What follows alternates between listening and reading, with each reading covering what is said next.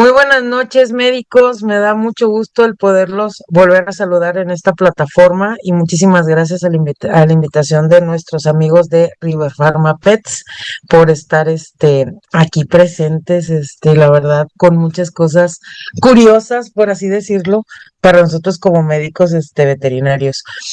Me da mucho gusto el que este tipo de laboratorios nos apoyen en la parte de la educación continua y que estos temas que estamos viendo son así como que secuencias en una serie de charlas y que siento que todo lo que hacemos es para poderlo aterrizar a la clínica, a la consulta diaria y créanme que está padre el poder volver a refrescarnos un poquito y volver a reafirmar puntos, ¿va? El día de hoy vamos a hablar de los principales parásitos gastrointestinales en perros y gatos en la consulta diaria. Lo que realmente me llega con ese perrito, con ese gatito y que decimos, hacemos técnicas, evidenciamos y ahora, ¿qué desparasitante voy a utilizar? Pero antes de utilizar un desparasitante, lo primero que tienes que hacer es identificar qué es lo que estás observando. ¿Es un protozoario? ¿Es un hemátodo? ¿Es un cesto? ¿Es un tremátodo? Ya que identificaste en qué grupo está, ok, podríamos llegar a identificar qué parásito es. Yo creo que sí. Entonces, hoy vamos a ver los principales, digamos, parásitos que tenemos ahí en esa consulta diaria, principalmente los gastrointestinales, y me voy a enfocar en puntos claves que te van a ayudar tanto para la consulta, para el tratamiento y pues obviamente demos un mejor diagnóstico como médicos veterinarios. Tenemos que entender algo en parasitología de qué es un quiste, qué es un oquiste y qué es un huevo prácticamente, y decir cuáles son las fases infectantes y cuáles no son las fases infectantes. En el caso del quiste, doctores, aprendan que es un estado de reposo o un estado de inactividad de, obviamente, el microorganismo, que en este sería la parte de un protozoario, y que esta normalmente es la forma de resistencia. El oquiste viene siendo el producto que se forma de un cigoto o bien que es un cigoto. El cigoto es donde tengo una reproducción que va a involucrar digamos así, lo que es algo sexuado, lo que es hembra y macho, pero el cigoto también puede venir de lo que es una reproducción asexual. Es decir, el quiste siempre proviene de algo asexual, de una reproducción, por ejemplo, a una fisión binaria, una replicación, cosas así por el estilo. Y en el caso, por ejemplo, del oquiste, existe la reproducción sexuada y no sexuada. Entonces, viene de una de las reproducciones sexuadas que va dentro del ciclo, por ejemplo, en el caso de las isosporas, que ahorita los vamos a ver. Y en el huevo, aquí no, sí es un estado inicial de lo que es el parásito. En el caso cuando hablamos de un huevo maduro o un huevo inmaduro, casi siempre es un huevo embrionario o un huevo que todavía no está larvado. Entonces dices tú, ¿qué diferencia hay? Normalmente las fases infectantes en huevo no es el huevo en sí, es el huevo larvado o la larva la que normalmente infecta. Es decir, un huevo que sale al exterior, que sale al medio ambiente y en el medio ambiente prolifera. Entonces, hablando de esto, nos vamos por los grupos. El primero de los grupos, protozoarios. ¿Qué tenemos que entender con la parte de protozoarios, doctores? Principales tres puntos de los protozoarios. Primero, son unicelulares, entonces son prácticamente celulitas y son parásitos. Entonces, estos no son como los nemátodos, no son como los estos, ni cosas por el estilo. Los protozoarios son unicelulares. Los ciclos biológicos de los protozoarios, y voy a hablar de manera general, son ciclos biológicos cortitos, van de 3 a máximo 7 días, y aquí viene tu primer tip clínico. Si los protozoarios, los ciclos biológicos van de 3 a 7 días, ¿cuánto tiempo tienes que dar un tratamiento para los protozoarios? Mínimo 7 días. No te vayas con 3 días, con 5 días y ahí nos vemos. Si el ciclo biológico va de 3 a 7 días, mínimo dalo una semana completito, a menos que exista uno de los protozoarios que tenga un ciclo mayor y tengas que extenderte. Ahora, los protozoarios normalmente se reproducen digamos, de una manera asexuada. Entonces, en el caso, por ejemplo, de los protozoarios, al ver que tenemos, digamos así, este tipo de reproducción, al ver que tenemos que son unicelulares, tenemos que ser bien estrictos con la limpieza del paciente y con la desinfección. ¿Se acuerda de la triada que hablamos? Cada cuándo voy a tener que limpiar al paciente y cada cuándo voy a tener que desinfectar el medio ambiente cuando yo tengo un problema de protozoarios. Pues si al paciente le voy a dar el producto todos los días, cada 24 horas, pues cada 24 horas vas a tener que estar limpiando el paciente. Doctora, es un gato, no se va a dejar bañar y cosas por el estilo. Báñalo el primer día que vas a dar el medicamento, das el medicamento, lo vas a bañar porque muchas veces en el pelaje o en la piel del paciente, desgraciadamente se quedan este tipo de estructuras y se vuelve a reinfectar. ¿Por qué? Que ellos cuando defecan, ellos cuando orinan, se limpian sus genitales y otra vez va para adentro estos parásitos. ¿Y qué te dije? El ciclo biológico es súper mega rápido. Entonces, ¿qué es lo que tenemos que hacer? Cada día que estoy dando el tratamiento, todos los días voy a limpiar, pero no lo voy a poder bañar. Puedes conseguir toallitas o puedes conseguir, por ejemplo, clorhexidina al 2% en spray, aplicárselas y limpiar y desechar. En el caso de desinfectar, ahí sí, ni modo, van a tener que desinfectar la casa cada 24 horas. Si la paciente, por ejemplo, ahorita la que están escuchando ladrar, pues es mi Zafiro. ¿Y dónde crees que está? Arriba de lo que es un sofá que yo tengo aquí en mi estudio. Y pues obviamente en el sofá yo también me siento, yo también me recuesto, cosas por el estilo. Si Zafiro llegase a traer algún protozoario, ¿dónde crees que van a estar? Arriba de su sofá, donde yo también me recuesto. Y ni modo. Si en determinado momento tengo a mi paciente con problemas de protozoario, pues el arenero lo voy a tener que desinfectar todos los días que esté dando el tratamiento. La casa la voy a tener que desinfectar todos los días que esté dando el tratamiento. Y la desinfección de la casa no es solamente pasar el trapeador con el desinfectante o un atomizador, es retira las sábanas, limpia bien la sala, donde se suba el gato, donde se ponga el perrito y cosas por el estilo, porque ahí van a estar. Y si no hago esta triada, eso es lo que normalmente te pasa con este tipo de parásitos, que luego tú das el tratamiento y lo estás dando muy bien y te dicen, no, hombre, la clienta, doctora, está respondiendo súper bien y cosas por el estilo. Tú diste el medicamento por 7 días. La clienta ya no regresó a revisión porque son bien dados así los clientes, de que ya vieron mejoría y cosas por el estilo y ya no regresaron. Tú les dices que normalmente cuando nosotros tenemos protozoarios, digo, al día 6 necesito que regreses porque voy a volverle a hacer un estudio en heces, obviamente porque ya vi que tenía protozoarios, me voy con técnicas para protozoarios. Si evidencio nuevamente protozoarios, ¿qué crees que voy a hacer? Le voy a tener que dar otra semana de tratamiento porque la clienta o no me desinfectó bien o no limpió bien al paciente y el paciente se está volviendo a reinfectar.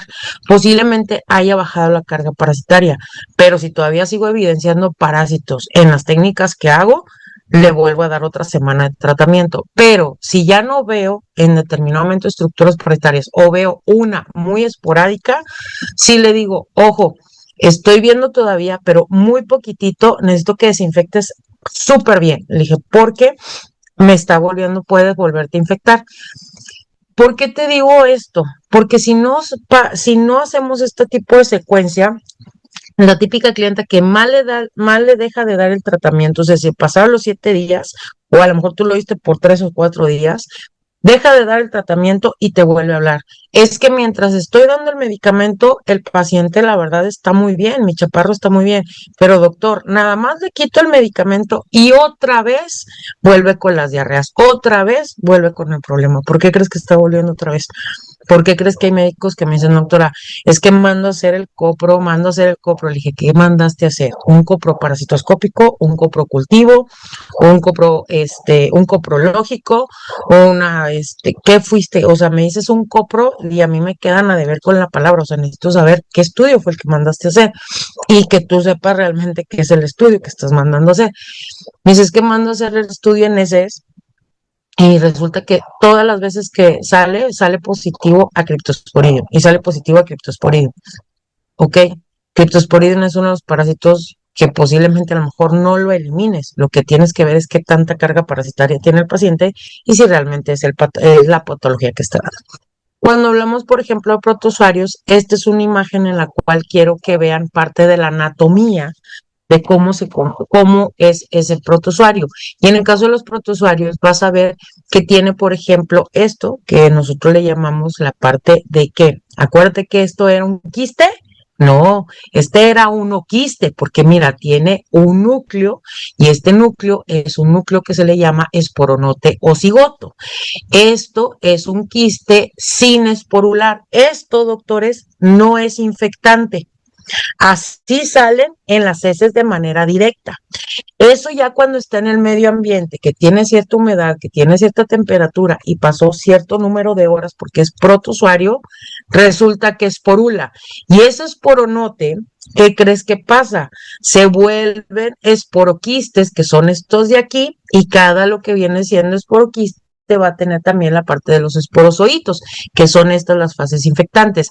Esto, doctores, es la fase infectante.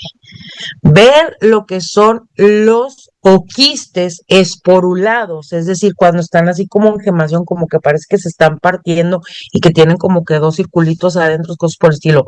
Cuando tú ves solamente que tiene uno, eso es sin esporular y normalmente es cuando tú tomas la muestra directa de heces.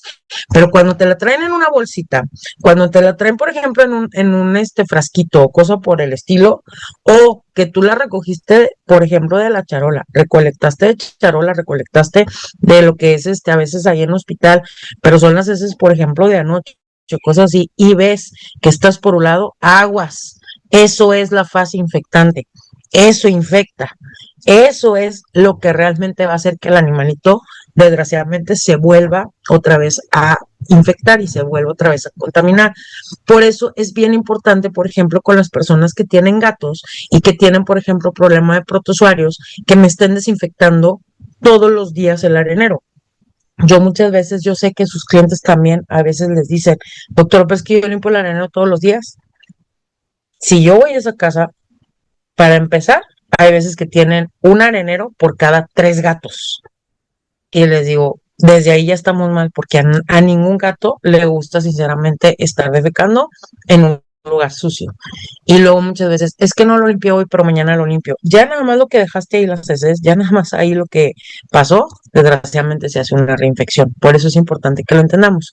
Vamos a explicar un poquito, no me puedo meter en profundidad con todos los parásitos, pero les voy a explicar un poquito de cada uno de ellos para que los vayamos comprendiendo y así te vas a dar cuenta en qué momento tienes que hacer las técnicas y en qué momento vas a tener que dar tratamiento y desinfección. Giardia tiene dos maneras de presentación, el trofozoito y lo que es el quiste. El trofozoito es esa, digamos, fase móvil de lo que es este tipo de parásito. Tiene 4 pares de flagelos, tiene 2 núcleos, tiene un axonema y un disco suctor. Este disco suctor es ese disco que parece como un chuponcito que se pega a la microvellosidad, a la mucosa del intestino y haz de cuenta que hace como si fuera un chupetón, como si fuera un hematoma. Entonces prácticamente es lo que ulcera la parte, digamos, de la mucosa. Los trofozoitos pueden medir de 10 a 15 micras. Ojo, yo quiero que hoy aprendas algo súper sencillo. Quiero que te aprendas qué medida es la que tiene el eritrocito. El eritrocito tiene una medida que va de 7 a 9 micras, el eritrocito de perro y gato. Entonces tú, por ejemplo, ya las has visto a microscopio. Un eritrocito entonces mide de 7 a 9 micras. Quédate con esa medida, de 7 a 9 micras. Entonces yo te diría, no quiero que te aprendan las medidas de los parásitos, pero sí que relaciones en regla la medida del eritrocito. Dice aquí, porque todos tenemos pósters de lo que es parasitología y la mayoría de los mejores pósters vas a ver que tiene la imagen del parásito y ahí viene cuántas micras mide.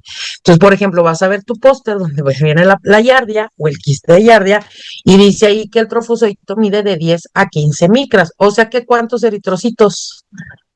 Estás hablando más o menos de 1 a 2 eritrocitos. Un trofozoito mide más o menos 2 eritrocitos así. Entonces ya tú dices, ok, la próxima vez, para que no te confundas, cuánto más o menos mide tú te vas a ir al póster y lo vas a ver a lo que es el microscopio. El quiste, por ejemplo, es normalmente algo elipsoide, es como si fuera un ovalito. El quiste tiene 4 núcleos, o sea, se le ven como 4 circulitos adentro. Y miren cuánto mide el quiste, de 10 a 7 micras, para que no te confundas. ¿Cuánto mide entonces un quiste de Giardia? Más o menos comparativo a un eritrocito. No quieras encontrar un super mega quistote de Giardia porque pues no lo vas a encontrar, ni tampoco es un micro quistecito de Giardia como si fuera una plaqueta. El quiste de Giardia mide más o menos a lo que es una medida de un eritrocito. Entonces, no se te puede perder tan fácilmente. El inconveniente es que a veces no lo relacionamos porque no tenemos a veces el ojo entrenado para poder identificar estructuras. El quiste, este sí es la fase tanto resistente e infectante. Resistente porque sale un quiste inmaduro al medio ambiente y cuando madura en el medio ambiente, entonces se vuelve esta fase infectante, ¿ok? Entonces es bien importante por eso la limpieza del pelaje, de la pielecita de los pacientes, porque luego muchas veces cuando hacen popis y que normalmente pues defecan y están así como que un poquito con moco, un poquito embarraditos, se queda manchado y ahí se quedan esos quistes. Están en una humedad, están en el medio ambiente, están con temperatura, el quiste madura. El paciente vuelve a defecar y luego muchas veces ahí sí se lamió lo que es al menos su anito y volvió otra vez a ingestar un quiste infectado. Entonces, esa es una manera. Ahora imagínate que es un chaparrito que tiene protozoarios, que está en un ambiente de familia y el niño pues también lo agarra y le empieza a lamer la cara, las manos, no tuvimos la precaución y, ay, mira, ¿qué crees? Aquí tengo una manzana y va para adentro. No me lavé las manos, no desinfecté la manzana, agarré al perrito, me volví a comer. Y eso también lo hacemos nosotros en clínica. Por eso es bien fácil a veces la infección con este tipo de protozoarios. Entonces, ya más o menos en medidas vamos viendo qué es lo que pasa. Ahora, el trofozoito, acuérdense que son unicelulares. Los protozoarios, al ser unicelulares, hay que tener cuidado con las técnicas. Porque cuando tú pones, por ejemplo, el Lugol al 5%, que normalmente es el Lugol que utilizamos, es un Lugol concentrado, es una solución a veces pesada, es a veces, digamos así, hipertónica, y que desgraciadamente atraviesa la pared y va a destruir lo que son los trofozoitos. Pero me va a decir algunos doctores, me dice, doctora, no, no es cierto, yo he visto trofozoitos de Giardia con Lugol, has visto trofozoitos de Giardia Wolverine, o sea, invencibles, inmortales, casi creo. Tú lo que hiciste fue aventar una bomba nuclear en una muestra de heces para ver a microscopio y lo que viste fueron los sobrevivientes, porque realmente el UOL no es para ver trofozoitos. Cuando tú quieres ver, en el caso de protozoarios, una técnica infalible, es una técnica sin soluciones hipertónicas, entonces tendría que ser con agua destilada. Es muestra de heces con agua destilada y esa técnica es para ver movimiento, todo lo que se mueva. Todo lo que se mueva, no nada más los protozoarios, porque las bacterias y los espirilos también se mueven y por ahí vibran, ¿ok?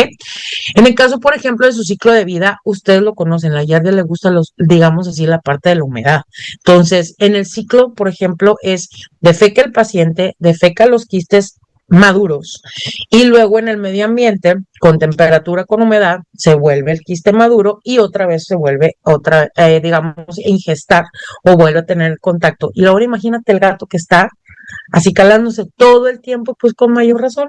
Imagínate el gato y el perro que conviven y, por ejemplo, el perro es el que la tiene, pero el gato como está así calando al perro, pues el gato se infectó. O a la inversa. ¿Me explico? Entonces, esos ciclos por ahí los vas a tener al menos muy marcados. Y es parte de lo cual ustedes tienen que pensar cómo tienen que desinfectar y por qué lo tienen que hacer. ¿Ok? Entonces, en el caso de Giardia, ¿ya se dieron cuenta cómo van los ciclos? Es un ciclo, la verdad, súper mega rápido, es un ciclo con donde se pueden contaminar súper fácil. Y me dicen, doctores, pero hay muchos artículos y cosas donde dice que el paciente pues puede estar conviviendo con la Giardia. Sí, el inconveniente es que luego está con otro paciente o está con un ser humano que es muy sensible a la Giardia. Y ese sí sería un problema. Yo puedo tener Giardias y convivo con ellas y las hago mis amigas, pero la bronca es quién convive conmigo. Y si el que convive conmigo no tolera este tipo de parásitos, el que va a estar enfermo va a ser el que convive conmigo. Esa es una diferencia. Por eso tienes que hacer esa dinámica con el cliente. Y yo sé que van a preguntar, ¿la vacuna funciona o no funciona? Doctores, no es como un virus. Estamos hablando de un protozoario y un protozoario unicelular. La vacuna tiene su función. Yo lo que te diría es, entiende primero la parte del ciclo y con qué pacientes tú pudieras utilizar la vacuna. Nosotros, en mi perspectiva clínica, yo utilizo la vacuna de Yardia, sí, y lo utilizo con pacientes que son hiposensibles, si así lo quieren ser, o bien al menos chaparros que tienen una inmunidad baja, chiquitines que están en hacinamiento, chaparros de criadero, chaparros que están saliendo constantemente, por ejemplo, a lugares que tienen charcas o lugares, por ejemplo, que hay lagos o lugares, por ejemplo, que hay muchísima humedad, quintas y cosas por el estilo, al chaparro que se está metiendo a la alberca y esa alberca yo no sé si le están dando mantenimiento o no le están dando mantenimiento, pero tiene contacto con mucho de la parte de los líquidos, chaparros que le estén dando alimentos crudos, porque luego muchas veces la contaminación viene súper mega rápida, chiquitines que se exponen a la calle, chaparros que no son 100% indoor, pues esos chaparros son para mí los que deben de estar, digamos, al menos con este tipo de vacuna. Aquel chaparro que a lo mejor lo tengo más cuidado dentro de mi casa, donde no tiene contacto, por ejemplo, mi chaparra, mi zafiro, la neta, es una chaparra de bolsillo, pero esa no la puedo llevar en la bolsa porque si la saco de aquí nada más a la plaza, vomita 3 veces. O sea, no la puedo ni siquiera, o sea, sacar a pasear porque vomita, o sea, ella se pone tan nerviosa que vomita y vomita. Entonces ella está 100% adentro de la casa. No la puedo sacar a ningún lado. Entonces decir, bueno, ¿la vacuno o no la vacuno? Sí, porque la que trae los bichos soy yo. Porque yo soy la médico veterinario y pues tengo contacto con nenes y pues yo regreso a la casa, entonces la tengo que proteger. Pero si yo no fuera médico veterinario, o sea, si realmente yo fuera a una oficina y cosas por el estilo y no tuviera contacto con animalitos, pues yo creo que puedo restringirme a veces de esa vacuna. Me explico, entonces es criterio. En el caso de Cryptosporidium, estos son quistes, mira, ya los viste, son oquistes, son circulares, súper, súper redonditos y tienen una peculiaridad, brillan. Estas cositas brillan, así sin ponerle tensión, brillan. Pero mira cuánto miden, de 4 a 6 micras. Entonces estamos hablando que no miden un eritrocito, miden casi, casi lo de una plaqueta. Sí, para que veas, es un coco verlo a microscopio, porque muchas veces los quieres ver así fluorescentes y así. Le dije, no tengo tema. Existen unas tinciones que se llaman tinciones tipo VAR, que se llama bacteria alcohol ácido resistente. Ese tipo de técnicas de tinción son las que te ayudan a poderlos ver así, fuchsias, morados, rojos, incandescentes, porque son distintos tipos de técnicas, como la de Sei Nasal modificado, técnica de Heine, técnica de Kim Jong-un, o sea, hay muchas técnicas en las cuales puedes hacer y son técnicas súper rápidas, no te llevas más de 5 o 7 minutos a hacer una técnica para evidenciar Cryptosporidium, pero ahí te va el tip, tiene que ser una citología fina, no un embarradero de caca en la laminilla, fina, o sea, con hisopo y suavecito, despacito y súper mega delgadito. Y esto ya le pones esas tinciones y créanme, así las van a ver a microscopio. Entonces es algo lo cual a mí me da también mucha información, porque muchas veces, por ejemplo, el tratamiento para este tipo de protozoarios, pues yo sé acitromicina y que esto y que no. Hijo eso, criterio clínico.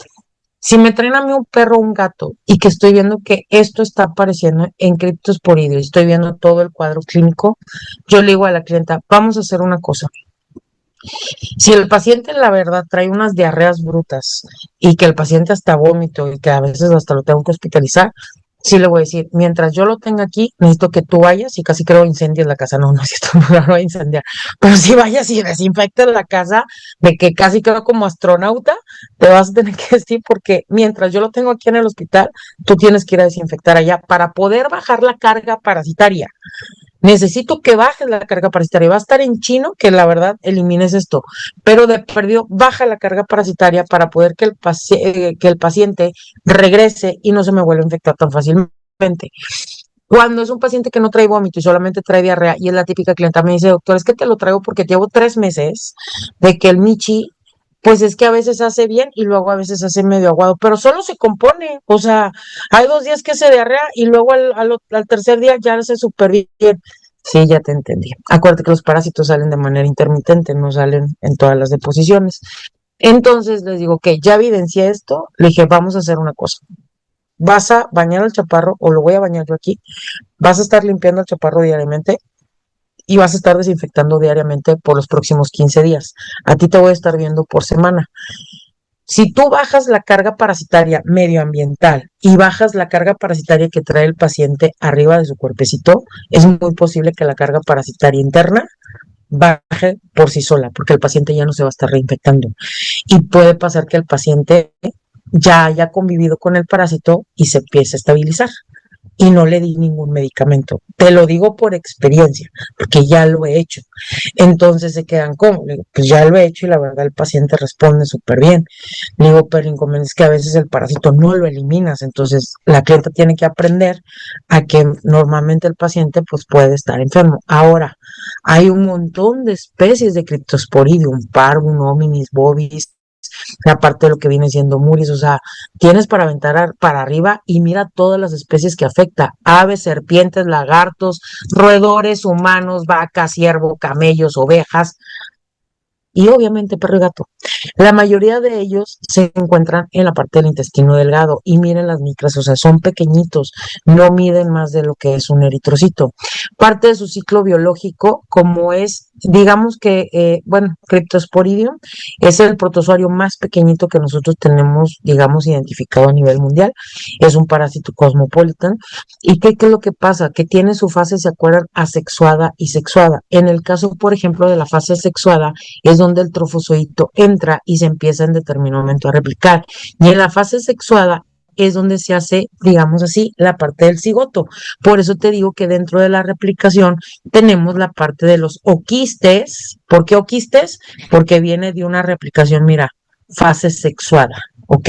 O fase sexual, no viene de algo asexuado. Hay dos replicaciones, o sea, las dos se llevan a cabo, pero la última que es la sexuada, por eso tienes la parte de lo quiste. Y quiste en Giardia, porque en Giardia no existe este tipo de ciclo. En Giardia es una fisión binaria, entonces no está la parte de la fase sexual, ¿ok? En el caso, por ejemplo, de la citoisospora, quiero que esto sí quede un poquito claro, porque luego muchas veces esto lo remarcamos. Cripto, ya te diste cuenta que pues desgraciadamente tratamiento específico no tenemos mucho. En el caso de Yardia, el mejor tratamiento que tenemos, la neta, es el Rebendazol. Y es el Rebendazol a dosis de 50 miligramos por kilo cada 12 o cada 24 horas, dependiendo del caso clínico. ¿Y por qué te digo que dependiendo del caso clínico? Pues sí, pues depende mucho de cómo esté toda la historia clínica y qué es lo que esté pasando con el paciente. Toltrasuril no es para Yardia.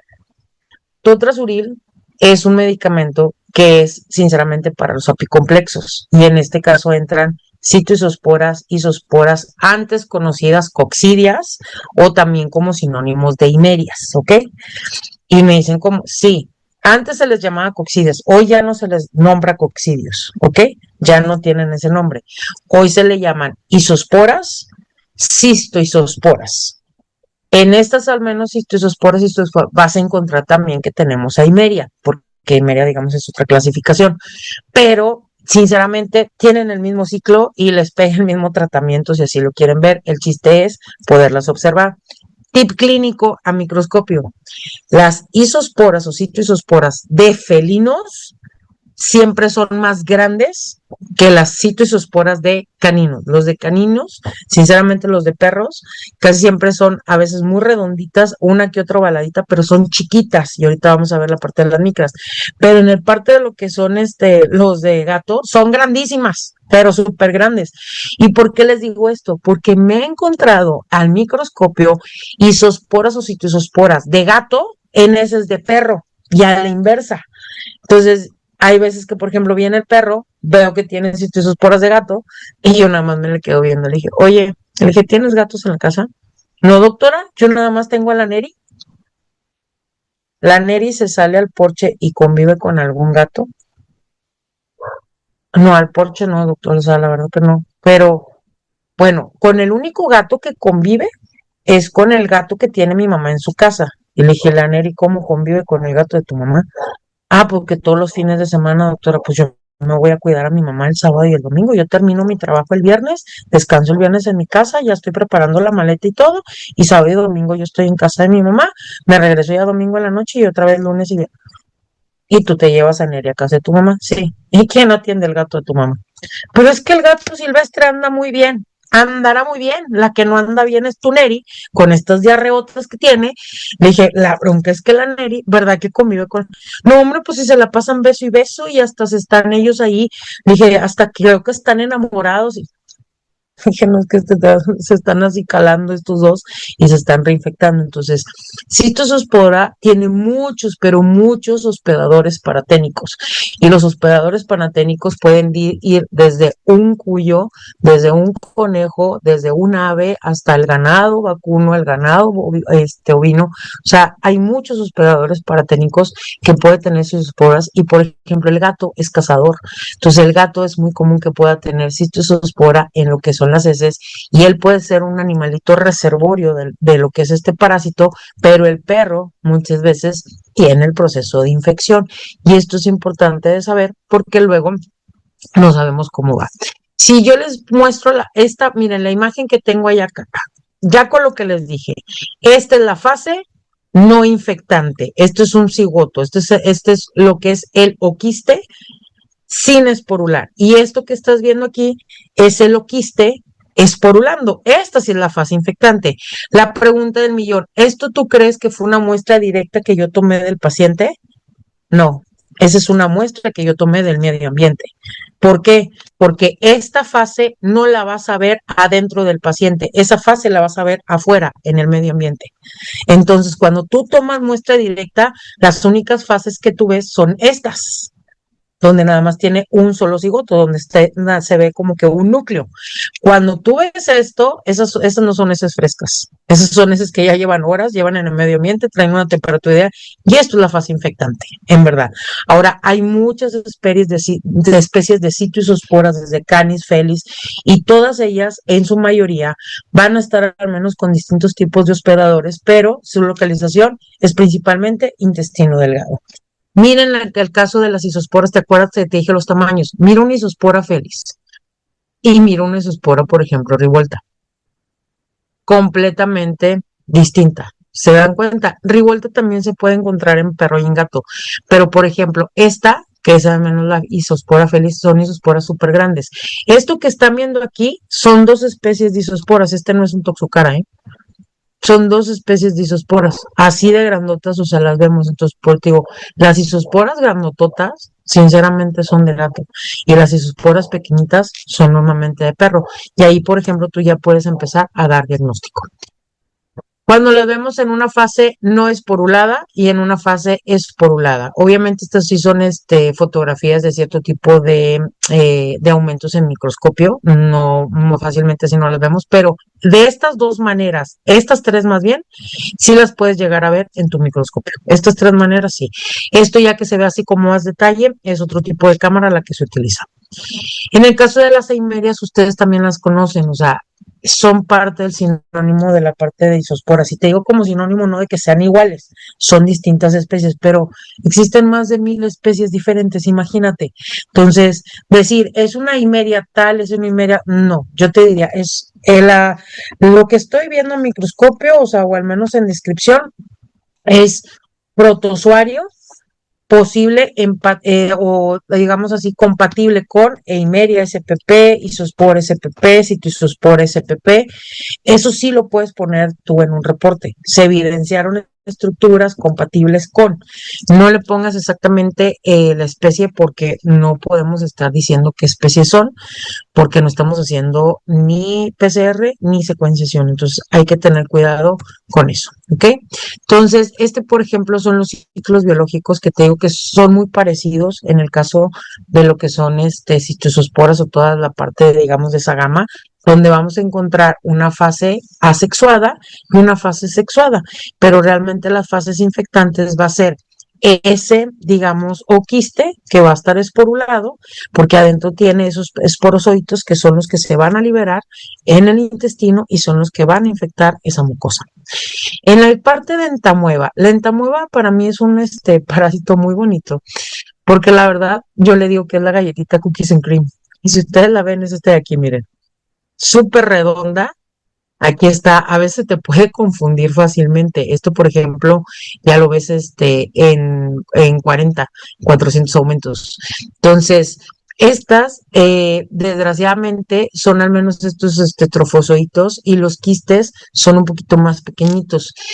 Existen muchísimas especies de las centamuevas, pero miran toda la cantidad de hospederos que tenemos, desde ratón, desde lo que viene siendo cabra, cerdo, ciervo, oveja, humanos, parte de también incluso los hemos visto en mapaches, en tlacuaches, en hurones, en cuyos, en reptiles. Entonces, sí le encanta estar, por ejemplo, en la parte del ciego y en algunos, pues obviamente en la parte de los rumiantes, le encanta estar en la parte del rumen. Entonces, hay que tener cuidado cuando evidenciamos esto porque en lo que es entamueva es un parásito común, digamos así, en el ser humano. Cuando yo evidencio entamueva en un perro o en un gato, la verdad al que volteo a ver es el ser humano. Es al que volteo a ver y le digo, oye corazón, una pregunta, y perdóname que a lo mejor sea indiscreta, ¿qué pasó? De pura casualidad, así de pura casualidad, le dije, el paciente toma agua del inodoro o de repente te destruye los papeles del baño. Ay, sí, doctora, es bien cochina esta gata, o sea, de plano yo no sé qué tiene que va. Y doctora, es que se sube a la taza para cuando menos acordamos y empieza a tragar agua. Entonces yo nada más me quedo, dije, el que esté infectado es el humano y la gata por eso tiene tamuera. En verdad. Entonces tengo que hablar con los propietarios y decir, ¿sabes qué? Tengo un parásito así, así, pero necesito que ustedes vayan con el médico para poder que se empiecen a desparasitar. Estos son, por ejemplo, las fases de los trofozoitos y lo que nosotros vemos también de los quistes, o más bien sí, o sea, de lo que es la fase, digamos, resistente. Esto es lo que más fácil nosotros identificamos a microscopio. Estas normalmente las identificas como son los móviles, que son un poquito más sensibles, eso los identificas en citologías con tinciones. Tinciones, por ejemplo, como una panóptica rápida, que sí te ayuda, pero sin el alcohol, eso es súper importante, o tinciones con Yensa. En el caso, por ejemplo, de hacer flotación, es muy diferente ver algo así directo y que tú digas, se me hace que es, se me hace que no es, hagan flotaciones. Hagan flotaciones y date cuenta, como es una fase resistente, así como los quistes de Yardia, en flotación también los vas a ver y así los vemos. Entonces, pues obviamente acá ya no tenemos duda de que si tiene el problema el paciente. El ciclo es un ciclo prácticamente directo, o sea, sí existen hospederos paraténicos, hospederos accidentados, pero el ciclo es directo, o sea, es decir, si el humano tiene contacto con este tipo de parásito y es la parte de ingestión, o sea, puede ingestar un alimento contaminado, puede ingestar un agua contaminada, puede estar dándole besos a lo que es los chaparros y pues se va en determinado momento a infectar y el humano es el que más fácil puede infectar tanto al perro como al gato. En el caso del Balantidium, es el protozoario más grande que tenemos nosotros identificado a nivel mundial. Balantidium es este grandotote y mide aproximadamente unas 300 micras. Y vas a decir, ¿cómo que 300 micras? Sí, se los juro, mide 300 micras. Está medio en chino que no vean a este amiguito, prácticamente parece un cabuz en el microscopio. Para que te des una idea, ustedes normalmente han visto posiblemente los ácaros de oído. El ácaro de oído mide más o menos unas 300 micras. Así de grandote es este parásito. Este que estás viendo aquí es la fase de trofozoito, que es lo que se mueve porque tiene cilios y se mueve bien bonito. Incluso hay un video en YouTube que lo pueden ver, tecleen Balantidium y van a ver a un Balantidium que está moviéndose y adentro trae un tricuris. Y el tricuris está adentro como que parece que se lo tragó. Y en el caso, por ejemplo, de este que estás viendo aquí, esta es la fase resistente, esta es la fase de loquiste. Entonces, por ejemplo, en el caso de Balantidium, puedes encontrar los dos en heces directas. Balantidium es muy sensible a muchos de los protozoarios que tenemos, pero tiene múltiples hospedadores, entre ellos el humano, el camello, el mono, rata. Entonces, por eso te digo que, por ejemplo, yo encontrar esto en un gato, no le digo, este gato posiblemente lo haya agarrado de alguna presa que pescó. O sea, pudo haber sido un ave, pudo haber sido un roedor, pudo haber sido una lagartija, y que desgraciadamente de ahí se pudo haber infectado. No le puedo quitar lo cazador al gato, o sea, claro que no, pues es un instinto que tiene el paciente, pero lo que sí puedo hacer es decirle al cliente, enciérralo, o sea, el gato no tiene por qué andar afuera. Le dije, el gato se te infectó, le dije, ¿por qué anda afuera cazando? Y desgraciadamente este chaparro se infectó de esta manera. Posiblemente también, o sea, con ese humano pudiera ser, pues sí. Tu ciclo, les digo, es completamente directo y nosotros, por ejemplo, somos uno de los principales hospederos y miren, o sea, no le echen la culpa nada más a los animales. Desgraciadamente, con muchos de los alimentos, con una contaminación de esta, pues desgraciadamente van a dar hacia nuestros intestinos. Hasta aquí voy a platicar de protozoarios. Ya más o menos les abre un panorama de decir, pues no nada más te quedes con Yardia, o no nada más te quedes con tricomonas, un santo, o con isosporas, o sea, tienes un montón de parásitos, sinceramente, para poder ver a microscopio y poder así como que hacer varios esquemas. Quedamos que con protozoarios, como los ciclos van de 3 a 7 días, los tratamientos tratarlos de dar 7 días completos, desinfección diaria y obviamente limpieza del paciente diariamente. Sé que con la clorexina al 2% no es suficiente, me queda claro, pero de perdido voy a bajar la carga parasitaria que tenga el paciente arriba de él. Sé que muchas veces los desinfectantes que yo utilizo en la clínica, a veces el cliente no los va a usar como deben de ser, porque le va a dar flojera al segundo o la tercera vez que lo haga, pero de perdido voy a hacer que baje lo mejor posible la carga parasitaria, porque si no, sí le estoy advirtiendo al cliente que si no hace lo que le estoy pidiendo, el paciente se va a seguir reinfectando y el problema de diarrea, el problema de digestivo que tiene el paciente o gastrointestinal, lo va a seguir presentando. Vámonos con nematodos. En el caso de los nematodos, tips clínicos. Primero, los nematodos tienen una reproducción sexual, es decir, existe hembra, existe macho, se reproducen, ¿ok? Van a producir huevos o pueden producir también lo que son huevos larvados, que también hay ciertas familias que producen huevos larvados. Los más comunes, ahí los tienen ustedes enfrente, toxocaris, trongiloides, ancilostomas, uncinarios, toxascaris y lo que viene siendo tricuris. En el caso, por ejemplo, de los nematodos gastrointestinales, los nematodos son los parásitos más tóxicos. Tienen una capa que envuelve el parásito, que es como una especie de cutícula. Y cuando tú das un medicamento y que desgraciadamente matas al parásito y el parásito está todavía dentro del intestino, el parásito se empieza a liberar sus toxinas, muchas toxinas. Entonces, por eso es importante que también hagas pruebas de concentración. Una, para evidenciarlos, y dos, para saber más o menos la carga parasitaria. Los nemátodos no se evidencian con una técnica directa de un hisopo o con una técnica directa de un asa. Los nemátodos, las técnicas de evidenciación son técnicas de concentración, flotación, solución de sal, solución de azúcar, solución de zinc, solución de manganeso, de magnesio, de lo que quieran. Pero tiene que ser una solución saturada para poder que las estructuras floten, ¿ok?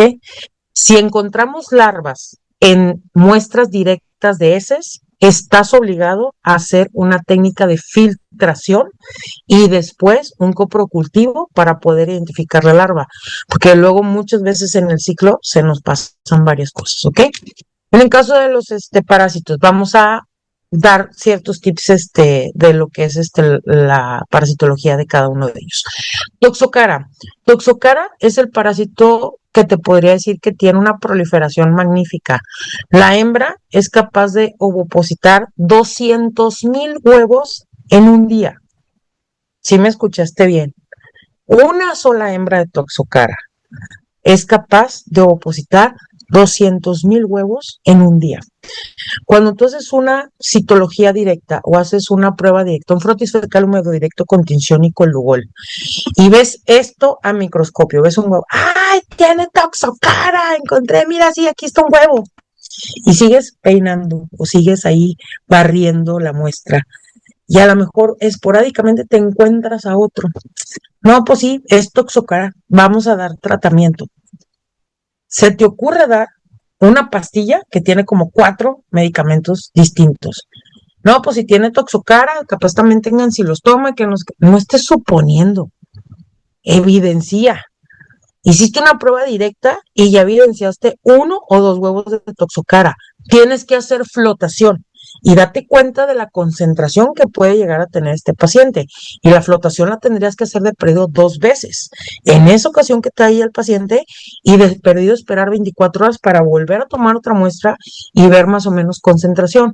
Porque si eres bien ocurrente y tomas una pastilla que tiene para protozoarios, 2 para nemátodos y luego también para céstodos, y ahora pues imagínate hasta para ectoparásitos, se la das y resulta que la clienta te está hablando al día siguiente: doctor, es que desde que usted le dio la pastilla, la chaparra no quiso comer y ahorita empezó con vómito, no ha aventado las lombrices que usted dijo que iba a aventar, no ha aventado nada y yo la veo bien apagada, pero está súper tirada y no se quiere levantar. Se está intoxicando. ¿Quién la intoxicó? ¿El medicamento que le diste? ¿Ese la intoxicó? No creo.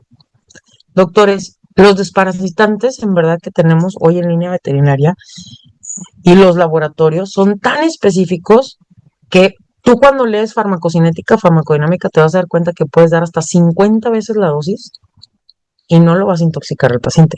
Ojo. Pero lo que sí pasa es que tú diste un medicamento que se convirtió en un vermicida en vez de un vermífugo. Diste un vermicida, aventaste una bomba nuclear, mataste a más del 80% de los parásitos, sumado diste un medicamento que iba a estar circulando en sangre N cantidad de días, entonces todo el tiempo va a estar matando los parásitos del intestino. No tiene tanto movimiento peristáltico, el paciente dejó de comer, pues menos movimiento peristáltico va a tener el intestino y el paciente no está arrojando los parásitos adultos. Ahora, toxocara no solamente lo vas a encontrar en el intestino delgado en sus fases, esta cosa también le gusta enquistarse en músculo, puede enquistarse incluso en órganos parenquimatosos. Entonces, imagínate si la mayor concentración está en intestino, ahí se queda. ¿Cuál es la función del intestino delgado? Absorber. ¿Absorbe qué? Nutrientes. Pero si tengo cadáveres que están eliminando toxinas, va a absorber las toxinas de los parásitos muertos que tú provocaste y el paciente se muere por una endotoxemia. No se muere por el desparasitante, no se muere sinceramente por el parásito, se muere por la iatrogenia que yo cometí como médico veterinario de no revisar qué tanta carga parasitaria tenía el paciente, de no hacer las técnicas adecuadas y o ser ocurrente y decir, pues si un medicamento funciona, pues 4 en una pastilla va a funcionar mejor, si ni siquiera sabes farmacocinética, farmacodinámica. Transmisión. Tiene una manera de transmisión tan mágica, digo yo, porque en verdad tiene una manera de transmisión tanto oral por los huevos larvados. Toxocara hay 2 maneras infectantes: huevo larvado y larva. En el caso, por ejemplo, oral, es el huevo larvado. También puede ser vía transplacentaria y galactogénica, es decir, a través de placenta y a través de lo que es la leche, van a migrar larvas. Y en la parte de la ingestión, pues obviamente de hospederos paraténicos o accidentados, es decir, el gato que se tragó a un ratón que tenía toxocaras. Ese sí también puede pasar. Cuando tú ves defecar, por ejemplo, los toxocaras, que son los gusanos súper largos y redondos, los gusanos largos a los adultos no son la fase infectante. La fase infectante es el huevo larvado o la larva, porque las larvas también pueden estar, por ejemplo, en un pasto, puede estar en la tierra, puede estar en la arena, y tú vas a esa playa y te entierras los piecitos, y a veces estás así con los piecitos enterrados, mira, ay, mira, ya traen, ay, hay gatitos, mira, están saliendo de aquel restaurante de mariscos y cosas por el estilo. ¿Dónde crees que va a defecar esos gatos? En la arena donde estás enterrando tú los pies. Y ahí hay humedad, hay un clima perfecto, una temperatura ideal para que ese huevo se larve, se ponga la larva y son microlarvas las que se van a meter a tu piel de manera percutánea y te van a hacer al menos esas laceraciones. En nosotros en los humanos no se forman los adultos, o sea, nosotros nunca vamos a estar defecando huevos de toxocara, pero las larvas, al no tener, por ejemplo, ese intercambio químico y descubrir que, oye, es que este humano, no, este es un accidentado, o sea, este no es mi hospedero ideal, no es donde yo me voy a poder hacer adulto, se desorientan y pueden dar a ojo, pueden dar a hígado, pueden dar a pulmón, pueden dar a, e incluso enquistados en la piel, o sea, puede hacer un montón de cosas en nuestro organismo y nosotros ni siquiera tenemos la precaución de desparasitarnos como debe de ser. En el caso, por ejemplo, esto es la fase larvada, doctores. Miren, es la fase más bien infectante. Este es el huevo larvado. ¿Ya los vieron? Esto sí es peligro. Y no nada más peligro para otro perro, para otro gato. También es peligro también para nosotros, porque luego a veces estamos de cotorros acá haciendo las cosas en las heces y que no sé qué, y no te ponen ni siquiera un cubrebocas, o bien, cállate, o sea, no hables cuando estés haciendo esas técnicas.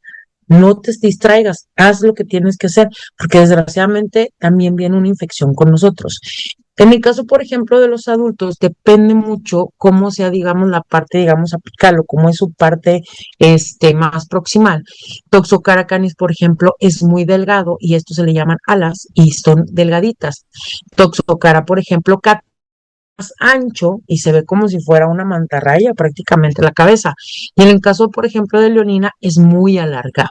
Entonces, estos pueden ser, digamos así, parte de las diferencias. Esto se le llaman también lo que se le llama alas cervicales y son al menos esas puntitas a veces de flechas son las que a veces los pueden diferenciar.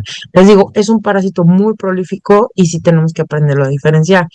La diferencia, por ejemplo, de Toxocara a Toxascaris, el ciclo es muy similar, pero Toxascaris quiero que veas que tiene también ese huevo coronado, pero es hialino, es como transparente, no lo tiene de color amarillo ni marrón el núcleo, a diferencia de Toxocara.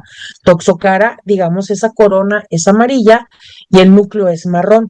Toxascaris es hialino, transparente, pero muy bien definido. Miden exactamente lo mismo, miren, entre 75 y 85 micras. ¿Cuántos eritrocitos? De jodido 10. De jodido 10. O sea, estás hablando que para que se te escape un huevo toxocara o toxascaris, o sea, neta, está muy, pero muy complicado. O sea, son huevos grandes. Imagínate un cúmulo de 10 eritrocitos o de 2 eritrocitos. O sea, es algo grande lo que estás viendo.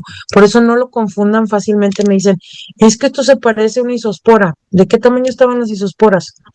Las isosporas, doctores, acuérdense que cabían a lo mucho 2 o máximo 3 eritrocitos por las grandotas. Los chiquitos caben a lo mucho 2 eritrocitos. Esto estamos hablando de 10 a 12, o sea, estás hablando de una dimensión. Me dicen, confundir Toxascaris a isospora, les digo, es como si me confundieras una bicicleta con un tráiler. Así, o sea, las medidas son completamente distintas, pero muchas veces, como no, nada más lo vemos al microscopio, no vemos la parte de las medidas. Por eso te digo, tú apréndete el eritrocito y relaciónalo como lo que es el tamaño de los eritrocitos. Dentro de su ciclo biológico, te digo, tanto Toxascaris como lo que viene siendo Toxocara tienen este ciclo en el cual dos maneras infectantes, el huevo larvado o la larva. Y en el caso, por ejemplo, del huevo larvado, es la parte de la ingestión o del huevo larvado o cuando consumimos animales que estén infectados con lo que es el toxocara, o sea, los animales, digamos, de manera accidentada o los paraténicos. En el caso, por ejemplo, de las larvas, de manera percutánea, de manera vía transplacentaria y lactogénica, son las maneras en las cuales nacen así los chaparritos ya con este tipo de parásitos. Una cosa que sí les puedo decir de Toxocara en el caso de los cachorros, cuando me traen un cachorrito de mes y medio, y que estamos viendo huevos de Toxocara, pues obviamente sabemos que la que está infectada es la mamá. No le tengan miedo, médicos, a utilizar desparasitaciones previos a una monta, previos a una inseminación, previos a un celo, y también medicaciones desparasitantes y hacer un esquema como debe de ser en la gestación. Elimina este tipo de problemas porque los chaparros ya nacen con este tipo de parásitos y son parásitos que sinceramente compiten mucho por nutrientes. Entonces son parásitos que a veces retardan mucho el crecimiento del paciente, incluso pudieran llegar a provocar la muerte por distintas patologías que se puede presentar con el chiquitín. Evítate todo este problema y sumado, ¿dónde crees que traen esos cachorros? Viene la niña, sinceramente, de 8 o de 10 años, con su Yorkie aquí de 2 meses, y digo, es que me la regalaron por mi cumpleaños. Uh -huh. Me dice, sí, doctora, se la acabamos de regalar, tuvimos la piñatita el fin de semana, nos entregaron esto, me entregan una hoja donde ahí a mano, dos desparasitaciones, tal día, no viene ni firma del médico, no viene ni qué medicamento, y viene un pegote de una vacuna. Eso no es una cartilla, eso no es un... Cuando veo eso, pues obviamente el cliente no sabía nada y decir, hay que empezar de ceros aquí. ¿Por qué? Le dije, porque para empezar ni siquiera esto es válido por un médico. Muy seguramente la señora o el señor se dedica a la venta de los cachorritos y pues imagínate, está vendiendo un Yorkie que a lo mejor no sé, te costó 15,000, 25,000 pesos, porque sinceramente ya hoy, ¿por qué la venta de los cachorros aumentó tanto? Pues simple, ya no hay cuántos nenas gestantes realmente atiendes. Ya ahorita la cultura de tener mascotas es esterilizar, esterilizar, esterilizar, esterilizar. Y pues obviamente son muy poquitos los que ya tienen, por ejemplo, chaparritos que se siguen reproduciendo y pues obviamente la demanda a veces está fuerte. En el caso de los chiquitines estos, imagínate que yo cómo puedo confiar como o sea, a creadores así y que, o que se dedican a la venta, porque una cosa es un creador y otra cosa sinceramente es el vendeperros. El vendeperros para mí es una persona irresponsable, no tiene médico veterinario a cabecera, no está haciendo las desparasitaciones como debe ser, ni siquiera entrega los animalitos vacunados, no entrega un reporte, no entrega un registro, no entrega nada. Y el creador, sinceramente, sí le llamo a un creador donde me entrega todo el registro de ese cachorro, y un creador responsable es un creador que me va a entregar a mí un cachorro de más de 2 meses y medio. No me va a entregar un cachorro de un mes. A mí me dicen, soy creador y vendo los perritos eres un vendeperros. O sea, para mí no eres creador aunque esté registrado en no sé dónde. Es un vendeperros. El destete de un cachorro, o sea, tiene que tener un tiempo. Y ese tiempo también es para poderle dar esa inmunidad y poderle dar esas vacunas, poderle dar esa desparasitación y que el paciente esté lo mejor posible para poder que esté con su nueva familia, que le dé la alimentación que debe ser. Entonces, cuando vemos este tipo de parásitos, principalmente Toxocara se enquista a los 6 meses de edad, sea hembra o sea macho.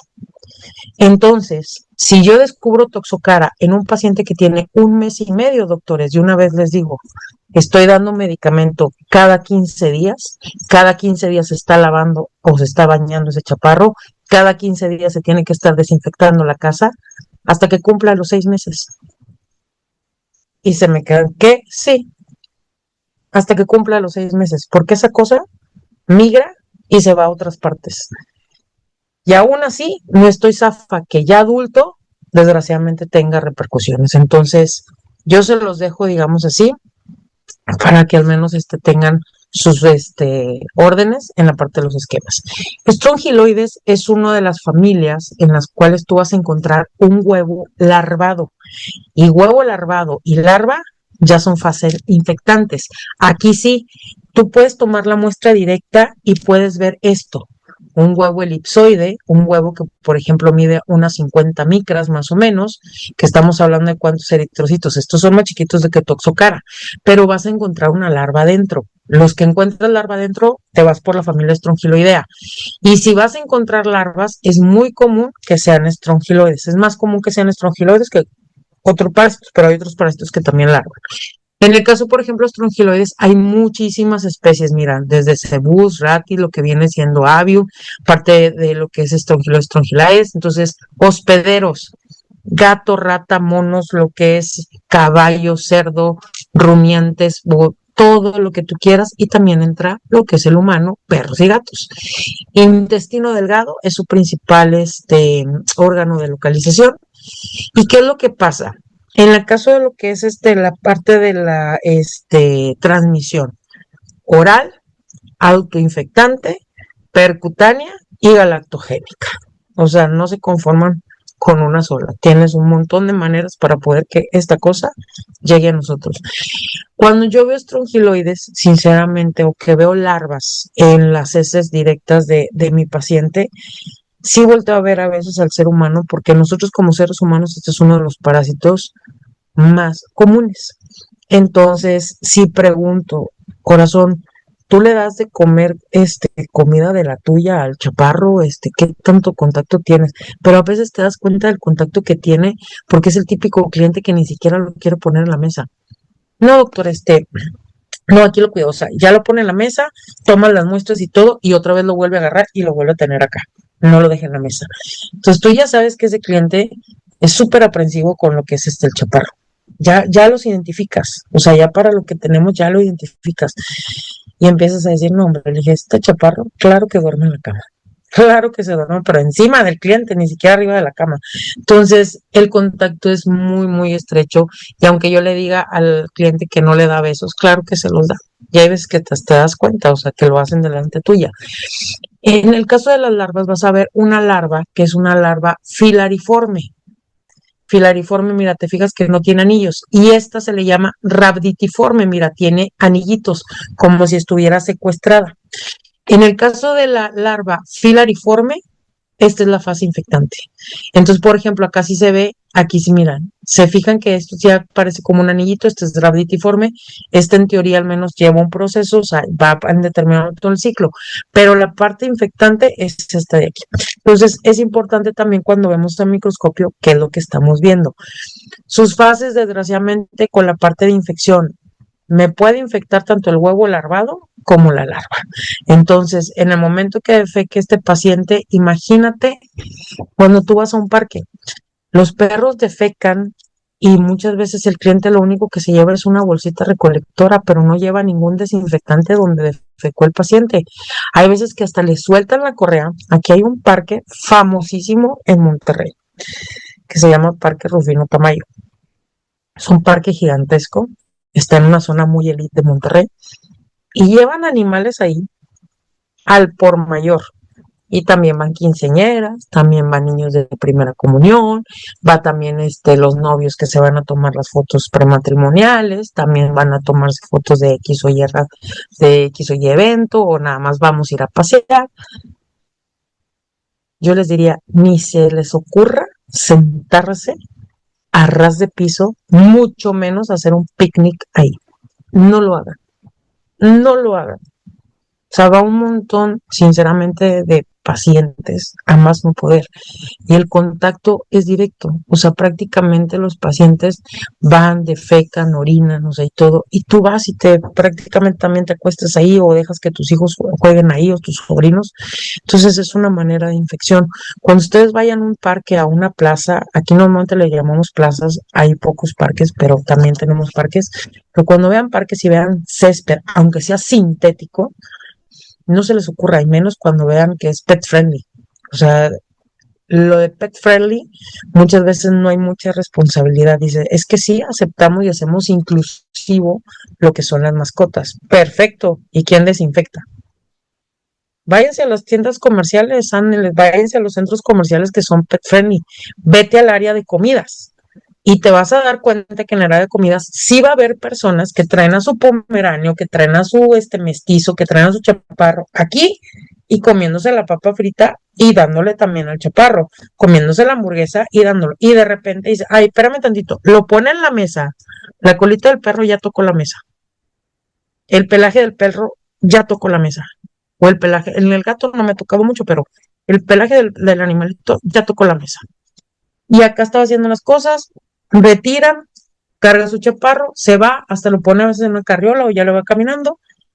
Luego llega uno, llegó con mi hijo, compramos. ¿Qué hizo la señora de la limpieza? Y con un trapo, porque este trapo, yo no sé cómo lo desinfecta, pero con el mismo trapo, ya embarró todo. Para que un desinfectante haya efecto, tiempo de exposición, tiempo. Y no son segundos, de una vez les digo.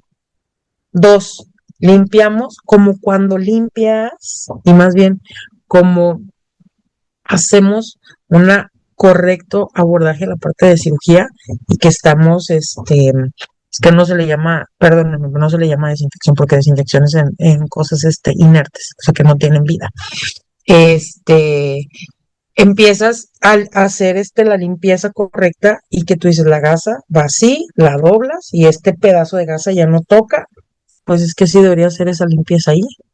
Y no es una limpieza, sería una desinfección, como debe de ser. Entonces, no hacen una desinfección, ponen un producto y luego con la jerga limpia, yo después pongo la charola o abres la hamburguesa y cosas por el estilo. Si a mi hijo se le cae una papa arriba de la mesa, ¿qué crees que va a hacer mi hijo? Agarrarla y comérsela y ahí va para adentro los parásitos y al rato, al cabo de cierto tiempo, resulta que mi hijo va a traer problemas gastrointestinales. Eso es lo que realmente pasa, ¿me explico? Entonces, ese tipo de cuestiones son las que sí tienes que ver de cómo se puede infectar fácilmente el paciente. Cuando hablamos de ancilostoma y uncinar, ¿ok? Perdón. En el caso, por ejemplo, de los ancilostomas, la forma de los huevos es un huevo ovalado y estás viendo que adentro tiene algo que nosotros conocemos como blastómeros. Es un huevo que normalmente tú lo vas a ver a microscopio con una pared así de finita, finita. Pero si tú haces una prueba muy gruesa, desgraciadamente no me va a ayudar mucho. Ancilostoma. Ancilostoma es, sinceramente, al igual que un cinario, son unos huevos muy parecidos. ¿Por qué les digo esto? Lo que es ancilostoma y lo que es uncinario tienen una, digamos, pared, una capita muy delgadita en lo que es este huevo, y los dos son huevos blastomerados, así los vas a ver. No podemos sinceramente ver a microscopio y decir, esto es un ancilostoma. Y les digo, ¿y si es un uncinario? ¿Cómo? Le digo, pues es que el uncinario, el huevo es exactamente igual. ¿Cuándo podemos diferenciar? Cuando vemos los adultos, porque el ancilostoma va a tener dientes y el uncinario tiene una placa, no se le ven como colmillitos de Drácula, pero en la medida es diferente. Los uncinarios sí son más grandes que lo que son los ancilostoma. Y obviamente la parte de la historia clínica, porque sí, ahí al menos hay diferencias. En el caso, por ejemplo, de las maneras de transmisión de lo que son los ancilostomas, estamos hablando de manera percutánea, o sea que las larvas también hacen esa, digamos, migración en lo que es la parte de la piel, de manera galactogénica, que estás hablando que a través de la leche de los chaparritos, vía transplacentaria y también de manera oral. Entonces, en el caso de lo que viene siendo estos chaparros, es bien importante hacer la identificación de los huevos. Cuando hablamos, por ejemplo, de los ancilostomas, existen distintas especies. Está, por ejemplo, Ancylostoma brasilensis, caninum, parte de lo que viene siendo tubiforme, y los hospedadores también son completamente diferentes. Estamos hablando de perro, zorro, gato, también los humanos. Y su localización es principalmente o primordialmente en el intestino delgado. En el caso, por ejemplo, de lo que son los ancilostomas, son parásitos que les gusta tanto competir por nutrientes, pero son también hematófagos. Los ancilostomas les encanta tragar sangre y desgraciadamente, ¿qué es lo que hacen con lo que son los chaparritos? Los cachorros tienen una anemia, que es una anemia a veces no regenerativa en algunos casos. En teoría, se supone que la anemia que pudiera llegar a presentar por una parasitosis podría ser una anemia regenerativa. O sea, esa es la teoría y no tengo tema con eso. El inconveniente es que a veces no los vemos así porque el paciente ya nace con otras condiciones. Los huevos por ejemplo, de los ancylostoma larvan en el medio ambiente. Entonces, esto es bien una parte importante. Cuando tú tomas una muestra de heces y ves larvas, yo no estoy pensando en un ancylostoma. Sé que es un hemátodo, eso a mí ya me queda completamente claro, pero yo no estoy pensando en un ancylostoma, estoy pensando más en un estrongiloide, porque el estrongiloide, te dije, en las heces sí salen directas, tanto larvas como huevos larvados. Ancylostoma y uncinaria van a ser huevos con una pared muy delgadita, una cápside muy delgadita, y estamos hablando que está blastomerado. El huevo va a larvar afuera y la larva va a nacer afuera, no va a estar en el parásito, no va a estar adentro de lo que es el hospedero. Entonces, esto es bien importante para que ustedes tengan conocimiento de decir que el huevo no es la fase infectante en este caso, es hasta que el huevo ya está maduro, que está larvado, o que tengo la parte de la larva que esa realmente es la parte infectante.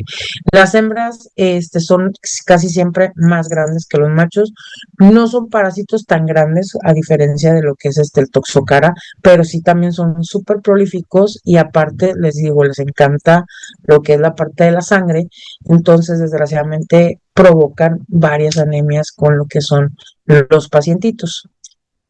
Cuando hablamos de la uncinaria, mira, el huevo es muy parecido, ¿te diste cuenta? O sea, sigue siendo un huevo ovalado, un huevo blastomerado, y también los hospederos como perro, gato, zorro, y también se van a localizar en el intestino delgado. La diferencia son prácticamente el tamaño que estás viendo, porque si tú te das cuenta, en el caso del ancilostoma, estamos hablando de un huevo que mide entre 50 y 60 micras, pero cuando hablamos de uncinaria, estás hablando de un huevo que mide de 70 a 90 micras. O sea, estamos hablando de un huevo súper grande. ¿Cuánto medía Toxocara? ¿Te acuerdas? Unas 75 micras a 85 micras, que estábamos hablando de 10 a 12 eritrocitos. Imagínate un cinario. Un cinario, estás hablando de un huevo del mismo tamaño que prácticamente Toxocara. Y en cambio, ancilostoma es chiquito. Por eso, cuando tú lo ves a microscopio, Toxocara y ancilostoma son muy amigos, en verdad que sí. Casi siempre cuando tengo pacientes con toxocara vienen con ancilostoma o cuando evidencio ancilostoma, evidencio toxocara. Por eso en nematodos siempre tienes que hacer flotaciones para poder evidenciar bien a este tipo de parásitos. Y si haces, por ejemplo, flotaciones que lleven limpieza de las heces, como son, por ejemplo, Faust, ahí vas a poder observar mejor. ¿Por qué?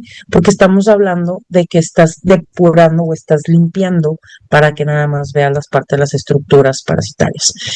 En el caso de los huevos, tanto uncinaria como lo que es ancilostoma, necesitan un clima templado, una temperatura más o menos de 20 grados, o sea, no sobreviven, por ejemplo, a temperaturas de 0 grados, o más bajas, o sea, -1, -5, no, pero hasta ahorita solamente encontré un artículo donde decía que podrían sobrevivir por semanas a 0 grados centígrados, pero era cierto tipo de condición. Las transmisiones, por ejemplo, en el caso de la uncinaria es percutánea y oral, y por ejemplo, en ancilostoma teníamos mayores, digamos, maneras de transmisión. ¿Te acuerdas cómo eran los dientitos en ancilostoma? Ancilostoma en la cabeza tenía dientitos. Mira, en el caso de uncinaria, es una placa.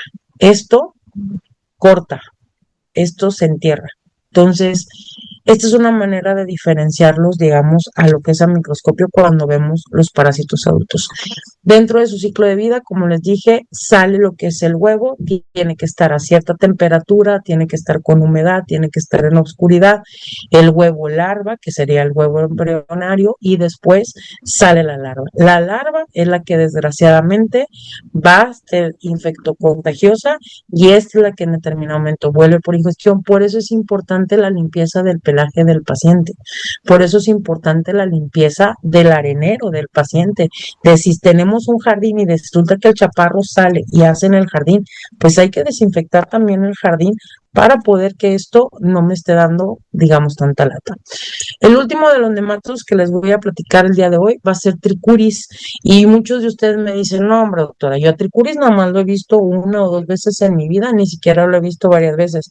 ¿Por qué crees tú que no lo has visto varias veces? Siento yo que porque no has hecho las técnicas adecuadas. Tricuris ya tiene un color, normalmente va de amarillento a color marrón, son ovalados, tienen como esos dos bolitas o esos dos ápices en lo que son los extremos, que son unos extremos polares que tiene, y esto la verdad lo hace súper mega característico. Esos dos taponcitos que están viendo es una característica de lo que es los tricuris.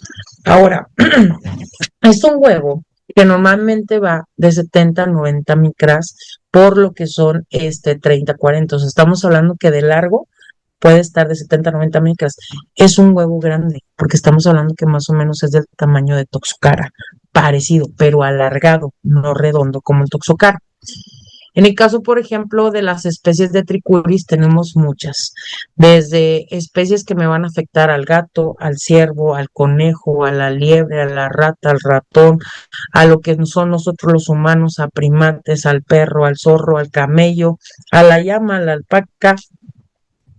Tricuris La verdad es cosmopolita también y desgraciadamente lo puedo encontrar en muchísimas partes. El inconveniente es que a veces es muy rejego para poderlo evidenciar. Me ha tocado verlo más en sedimentación que en flotación. Se supone que Tricuris, por su densidad y cosas así por el estilo, debiera de flotar y debiera yo de encontrarlo en esa técnica de Willis, en esa técnica de Faust, pero lo he evidenciado muy fácilmente en sedimentación, como si fuera este una laria, como si fuera, por ejemplo, tipo las canchudas. Entonces, te diría que cuando hagas flotación, siempre, siempre revisa el sedimento. Aunque tú digas, es que no es la técnica, no importa. Tú ya revisaste lo que está arriba, con una pipeta de transferencia quita la mayor parte del líquido y vete hasta el sedimento, toma una muestra de sedimento y ponla a microscopio. Acuérdate que Tricuris ya tiene color, no le pongas Lugol. Déjalo así. Yo te diría que en vez de Lugol pusieras una tinción de contraste, un azul, por ejemplo, de metileno, un verde brillante, hasta una fusina fenicada si quieres, pero ponle una tinción de contraste, no le pongas una tinción igualatoria a lo que es el color del huevo. Entonces, estos son vermes pequeñitos, miren el tamaño de la moneda y miren el tamaño de lo que es el gusano, y tienen, por ejemplo, una colita en forma de látigo, pero sí son chiquititos, pero desgraciadamente, por ejemplo, sus periodos de lo que son ciclos biológicos y de prepatencia va de 14 semanas hasta 5 meses. Entonces, cuando vemos tricuris, desgraciadamente los desparasitantes que tenemos que dar son en intervalos de cada 15 días damos el medicamento, pero un periodo de 6 meses damos el tratamiento, un esquema de 6 meses. Y me dicen, ¿por qué tanto? Le dije, porque su periodo de prepatencia y sus ciclos biológicos son a veces tan, digamos, tan marcados y tan largos que desgraciadamente voy a tener que dar un medicamento por tantas semanas. Entonces ya el cliente dice, ok, ya te entendí. Le dije, fíjate qué pasa esta situación. Le digo, pues sí. Le dije, vas a tener que aprender a dar este tipo de tratamientos. En el caso de nemátodos, ya se dieron cuenta que una de las reglas que nosotros tenemos en nemátodos es que como los ciclos van de 18 a 21 días, digamos de manera general, damos mínimo que cada vez que yo vivencie nemátodos, 4 tomas. Y las tomas las damos con intervalos de 15 días. Día 1, día 15, día 30 y día 45. Regla en nematos que nosotros tenemos en clínica. Tú sabrás si la adoptas o no. Por eso tienes que tener criterio en la elección del medicamento. Y en los nematodos, como te dije que eran súper megatóxicos, entonces, ¿qué cuestión tenemos que hacer? Vas a tenerle que dar en la toma 1 y en la toma del día 15, de preferencia sales únicas, no me combines sales, da de preferencia albendazol solo, febendazol solo, metronidazol solo, o sea, ivermectina incluso, pero solo, no me lo combines. Y si lo vas a combinar, revisa bien con cuál, porque desgraciadamente cuando haces esta combinación, en vez de ser un vermífugo, conviertes en vermicida. Entonces, vermicidas, utilízalos en la toma 3 y en la toma 4. En la toma, sinceramente, del día 30 y del día 45, y no tengo tema, porque las primeras 2 tomas tú ya devastaste con más del 80% de la carga parasitaria que tenía el paciente y dejaste que de manera natural salieran los parásitos. Pero si tú haces una combinación y le das en determinado momento una bomba nuclear, posiblemente puedes causar hasta una endotoxemia con el paciente. Céstodos son parásitos, doctores, y estos parásitos son de ciclo indirecto. ¿Qué quiere decir ciclo indirecto? Que ocupan un hospedero intermediario para poder formular su ciclo. Y entonces su ciclo no lo completan solitos. Necesito de un hospedero a mediación del ciclo para poder que esto se cumpla.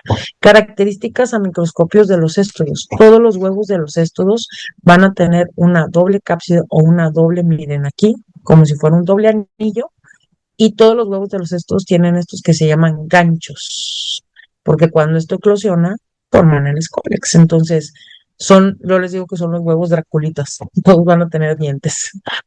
En el caso de los estudios, tres, digamos, principales que podemos nosotros evidenciar en perros y gatos: Dipilidium, Taenias y Echinococcus. Sus periodos normalmente o sus ciclos biológicos van de 21 a lo que son 45 días. Entonces aquí viene algo importante. ¿Cada cuándo tendría que dar yo el desparasitante?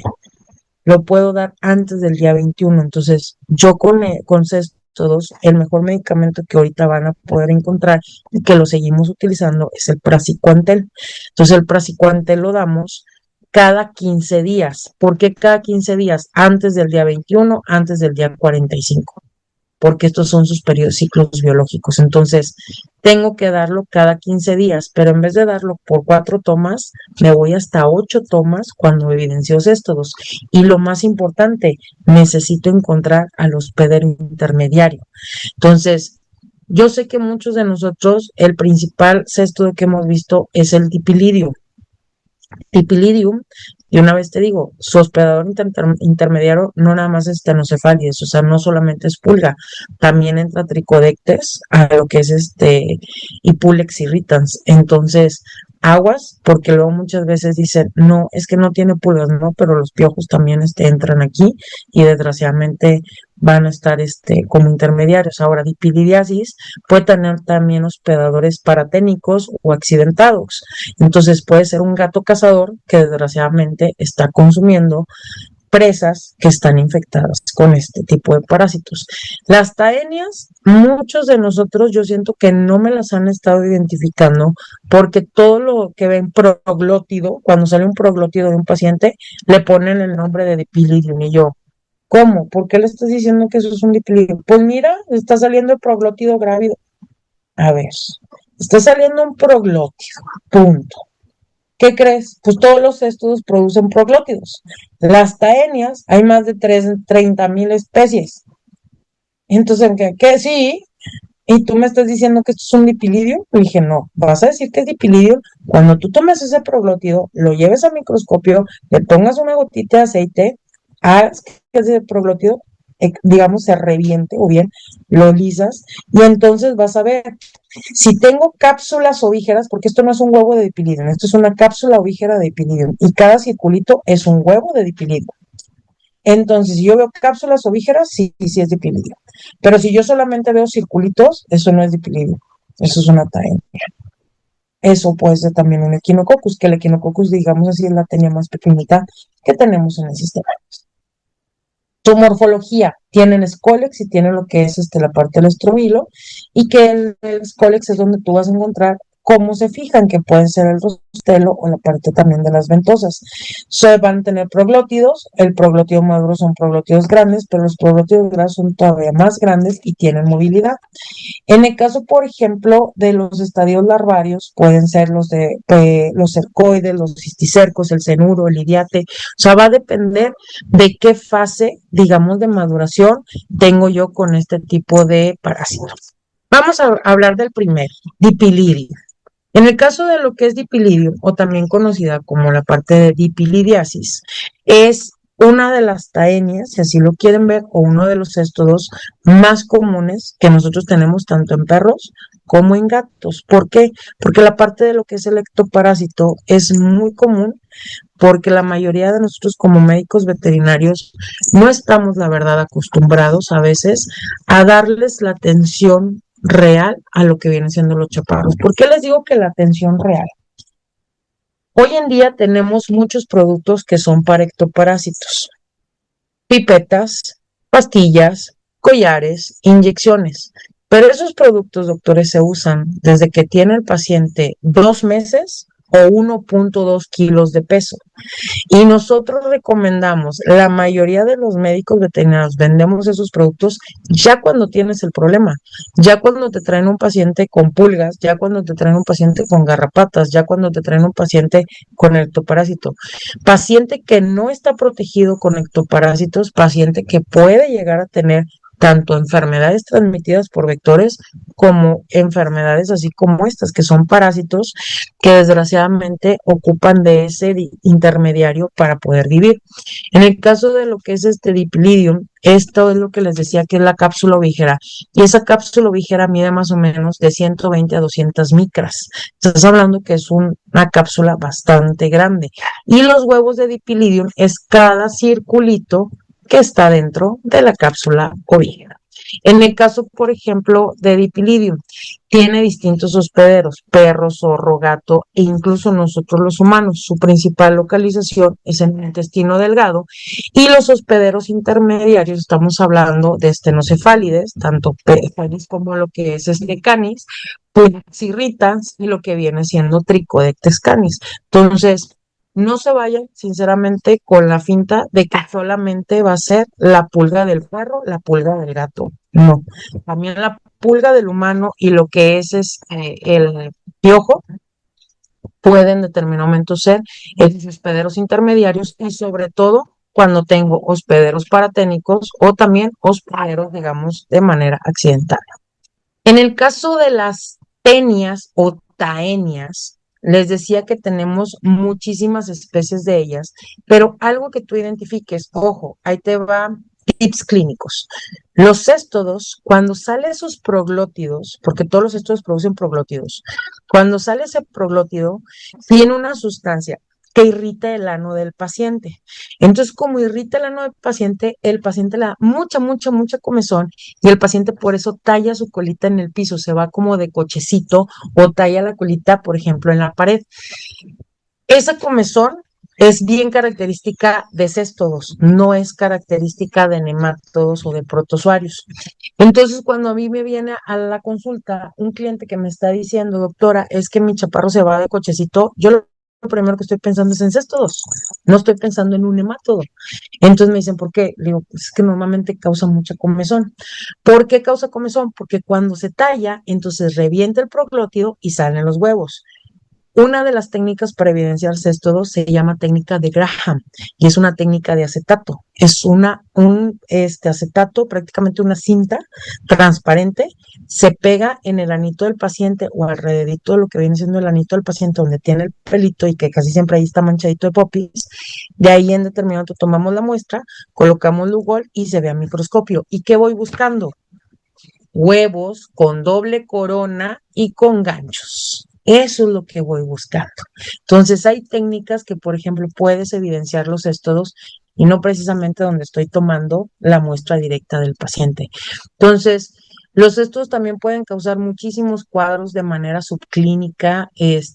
Casi siempre me lo relacionan con pacientes que tienen contacto con medios rurales y cosas por el estilo, pero les digo, el gato es cazador y el perro también. El perro sin mal a veces se sale y está, por ejemplo, a veces con la cucarachita, a veces está con la lagartija, para cuando menos acuerdas también se cree gato y se trae un ratón. Y dependiendo en teoría, en la parte de los céstodos, en la forma de lo que es el huevo del cesto, si tiene doble corona, si tiene esos anillos, si son gruesos, si son delgados, se va a la parte de lo que es la especie. Yo les diría, gracias a Dios el tratamiento es el mismo en el caso de los céstodos. Entonces, no le pongan apellido, pónganse, encontró un huevo con doble corona y con ganchos en su centro, más o menos aproximado a tantas micras, muy compatible o empatable con céstodos, hasta ahí, o bien taenias, SPP, y hasta ahí vamos bien. Porque luego quererlos identificar de que es un dipilidium, pues a menos que encontraras la cápsula ovígera, no tengo tema, pero si encuentras el huevo, el problema es que el huevo de dipilidium es exactamente igual que el huevo de la taenia. Entonces, es un céstodo, hasta ahí, pero no puedo ponerle dipilidium, a menos te digo que encuentres la cápsula ovígera, porque la cápsula ovígera es así, es bien específica. Especies, miren, tenemos 15 órdenes, más de 3,000, no 30,000, perdónenme, más de 3,000 especies, en el caso de los céstodos, y pues obviamente con distintas órdenes de las cuales los, digamos, hospederos intermediarios cambian. Pueden ser desde babosas, pueden ser desde caracoles, puede haber desde peces, puede haber anfibios, puede haber otro tipo de parásito incluso de manera intermediaria. Entonces, depende de qué taenia hablemos, es la parte intermedia. Por eso cuando yo les decía como ahora sí que consumo en nosotros los humanos, que a lo mejor a ti te gusta consumir alimentos crudos, los aguachiles, el sushi, el salmón crudo, cosas así por el estilo, yo te diría ten cuidado, porque luego muchas veces también en las carnes que no tienen una cocción, estos van a estar va a estar una, digamos, una fase quística y donde entra a tu organismo, vas a tener el problema. Y a ti no te vas a dar cuenta porque los todos, una de las partes que a veces le gusta mucho, no solamente es la parte del intestino, también, o sea, los vamos a encontrar en hígado. Entonces, hay veces que me he encontrado a tutores de mascotas donde he encontrado dipilidiasis en lo que es los chaparros y resulta que alguien en la familia, yo les pregunto, no, oye, en la familia hasta ahorita problemas de colesterol, triglicéridos, problemas de alta presión o de hígado graso. No, sí, doctora, mi marido y mi hijo, me dice, mi hijo, fíjese, tiene 15 años y tiene un problemón con el hígado graso y yo, ok. Y dije, ¿sabes qué? Necesito hablar con tu médico de cabecera. Y me dice, ¿por qué? Le dije, dame oportunidad. Yo sí me brindo a veces ese espacio para poder hablar con el médico de cabecera y hablar con ese médico humano. Y le digo, ¿y sabes qué? Yo soy el médico veterinario de la mascota de tal familia, estoy evidenciando tal parásito y como tú bien sabes, le doy por su lado, como tú bien sabes, pues este parásito es zoonótico. En el caso de perros y gatos ocurre esto y esto. Y en el caso de humanos está reportado que puede pasar esto y esto.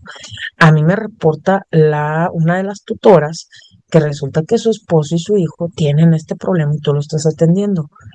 Yo te diría o te sugeriría que si puedes, por favor, revisa a miembros de la familia y hazle las pruebas pertinentes porque posiblemente pueden tener contacto muy, pero muy directo con el chaparrito. ¿Y qué crees? Yo ya los vi que le dan beso en la boca, yo la vi que la perrita duerme con ellos, yo ya vi esto y la verdad, o sea, pudieron estar infectados. Por favor, revisa porque sí es peligroso. Hasta ahí, bien, a veces no estoy al menos así con el contacto y yo creo que sí pueden hacer eso ustedes como médicos, que son veterinarios, porque son enfermedades de alto riesgo zoonótico. Me ha tocado también diagnosticar céstodos, desgraciadamente, en bebés de hijos de médicos veterinarios. ¿Y qué es lo que pasa? Así como ahorita me están viendo a mí con mi mascotita. Ahorita yo traigo la playera del uniforme de la clínica, traigo encima lo que viene siendo una mascotita y cosas así por el estilo. O sea, imagínate que esta fuera una paciente que viene a revisión, no quiso, oye, aquí la traigo. Llegó a la casa a comer, o sea, llegó primero al colegio por mi hijo, voy por él. Hola, hijo, ¿cómo estás? Lo abrazo, X, oye, mi hijo pues me llega a esta altura, todo muy bien. Regreso a la casa, ya le estoy dando a comer. Corazón, ni siquiera te limpiaste esto y esto ya puede traer infección. Y tú ya abrazaste a tu hijo y tú ya llegaste a tu casa y ya también preparaste la comida y le diste de comer. Te podrás haber lavado las manos y súper bien, pero la ropa que traemos de lo que es la Filipina o el uniforme puede que ya traiga al menos algo de contaminación y es una manera en la cual podemos infectar.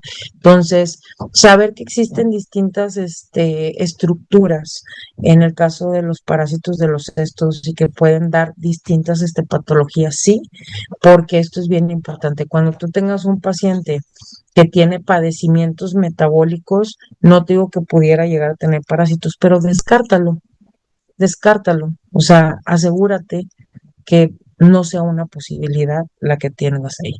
En el caso de los tremátodos, me voy por el último de los grupos, ya no los voy a entretener mucho, son huevos bastante grandes, tienen algo que se llama opérculo, que es esto que estás viendo aquí, que es como una tapita. El núcleo abarca casi todo lo que es el huevo y tienen una característica, ya tienen pigmento, tienen un color, van a ser desde amarillos a marrones. Y estos huevos, como son súper grandes, porque miden más de 300 micras, no flotan, se van hacia en la parte de abajo cuando hacemos nosotros técnicas en sedimento. Una de las técnicas más sencillas es sedimentación espontánea y la verdad es la manera en la cual los evidenciamos. Recomendación y tip clínico. Paciente que tenga con padecimientos de puentes portosistémicos, padecimientos biliares, padecimientos hepáticos, descarta tremátodos, descártalo. O sea, porque los tremátodos, uno de los órganos que más le fascina va a ser el hígado. Dos tremátodos comunes que nosotros hemos visto en clínica en consulta veterinaria, alaria y fasciola. Estos dos Los trematos tienen también un ciclo indirecto, al igual que los estos, pero todavía el de ellos es un poco más complejo porque ocupan de dos hospederos intermediarios. Uno tiene que ser acuático y el otro en determinado momento terrestre. Entonces, estamos hablando, por ejemplo, de pacientes que son cazadores o pacientes que consumen carne cruda. Ese tipo de pacientes son candidatos espectaculares para este tipo de parásitos. Su ciclo biológico va de 21 a 60 días. 21 a 60 días. Entonces, ¿cada cuándo tendría yo que dar el tratamiento? Cada 15 días con intervalos, esos intervalos de 15 días, pero si, por ejemplo, en hematodos daba 4 tomas, céstodos normalmente doy 8 tomas, entre hematodos me voy hasta 10 o 12 tomas del medicamento, porque desgraciadamente su ciclo es muy amplio y sobre todo de dónde lo adquirió. Entonces, tengo que ver si fue por un alimento crudo que le administraron, si fue porque a lo mejor lo llevaron a cierta quinta y ahí pues a lo mejor pescó unos caracoles o un pececito X o Y presa, que fue la que a lo mejor lo pudo haber infectado, porque también se infectan, por ejemplo, en la parte rural, digamos en zonas rurales, la facilidad que se infectan los perros y los gatos es cuando el dueño de lo que son del rancho mata, por ejemplo, a un borrego, lo degolla, empieza a limpiar las vísceras y vísceras que no le gustan, dicen, no, esto no lo vamos a comer, nada más quiero la canal, las vísceras se lo dan a los perros o las vísceras se lo dan a los gatos, o sea, a los animales que tengan ahí y en las vísceras van estos parásitos y es la manera en que se pueden infectar fácilmente.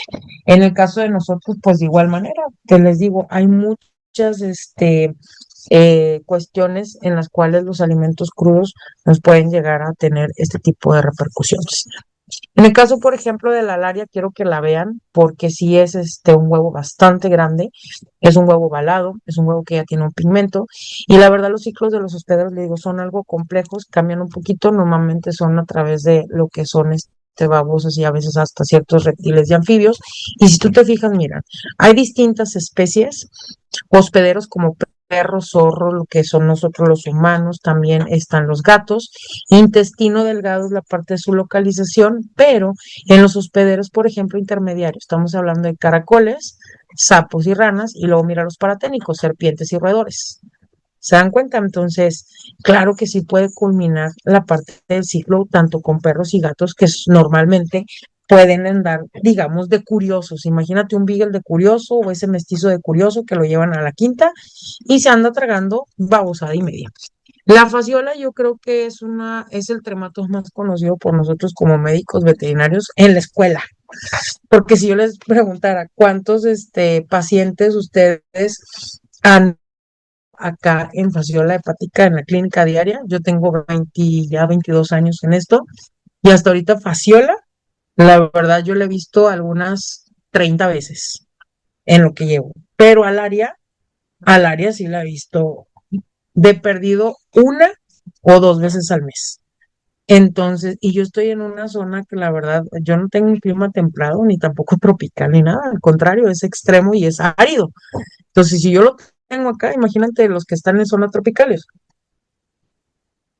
va a ser muy común que ellos sí pudieran llegar a tener este tipo de bichos. En el caso particular de la fasciola hepática hospederos tenemos oveja, vaca, cabra, caballo, ciervo, humano y muchos otros mamíferos y obviamente estamos hablando también de perro y gato. Su localización principal es en hígado y por ejemplo sus hospederos intermediarios principalmente van a ser los caracoles. Entonces, aguas con estos chaparritos que son, digamos, ahí altercados y que podemos tener como cazadores.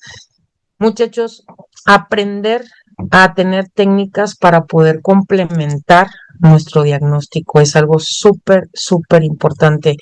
Hacer una toma directa, ver Lugol y solamente solución salina, no es suficiente para que me digas que estás haciendo un coproparasitoscópico, un coprológico. Tienes que complementar técnicas y hacer un estudio real para poder evidenciar estos parásitos. En el caso particular de cómo elegir un esquema, primero diagnosticamos y luego vamos a implementar el esquema adecuado con este paciente. Le doy la verdad muchísimas gracias tanto por su tiempo, doctores, por haberse conectado. Por ahí les dejo las redes sociales para también contestar las preguntas que ustedes o inquietudes que por ahí lleguen a tener acerca de este tema. Y agradecerle principalmente al laboratorio River Pharma Pets por la invitación y nos vemos en otra charla, porque en la otra charla vamos a aterrizar ahora sí casos clínicos, lo que te llega a la veterinaria, cómo diagnosticamos y cómo tratamos. Todo esto para ustedes en la parte de educación continua con nuestros amigos de River Pharma Pets. Muchísimas gracias y que pasen excelente noche.